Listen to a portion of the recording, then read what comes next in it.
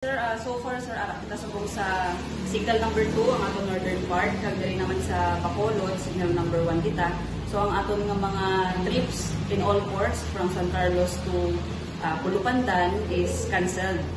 So ang aton nga mga Coast Guard subong nag-monitor sa kanya-kanya nga mga areas of responsibility within Northern Negros para mag-conduct dissemination sa aton nga mga coastal residents, mga fisher folks naton na i-remind pirmi na mag-take precautionary measures every time nga may mga inclement weather like subong na may bagyong Opong.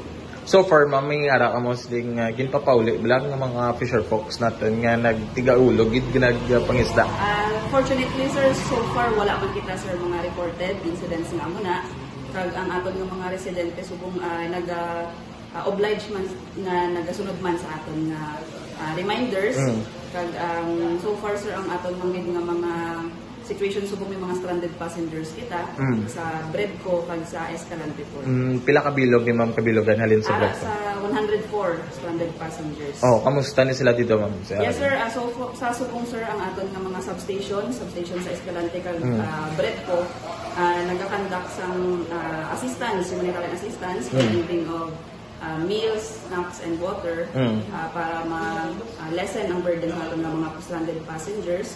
Kag sa subong sir, wala pa sila nagapuli kay nagahulat gyapon sila sa biyahe. Sang iban niya ma'am, di kagina or kagabi, medyo 100 damo sunod. Ang gamay-gamay sa subong. Yes sir, gamay-gamay na lang subong. Napululi sila. Yes. Damdam. Yes, nasa tanan natin ng mga residente, especially diri sa Negros Occidental, gina-remind kami sa Philippine Coast Guard, Station Northern Negros Occidental, under the leadership of our Station Commander, Commander John J. Tarazona, na tanan ng mga residente naton, especially sa coastal communities, ginagbawal o ginadili ang pagpalaot sa subong nga panahon. Kag gina-observe kita sa precautionary measures para malikawan natin ang mga hindi manami ang matabo sa aton nga mga karagatan.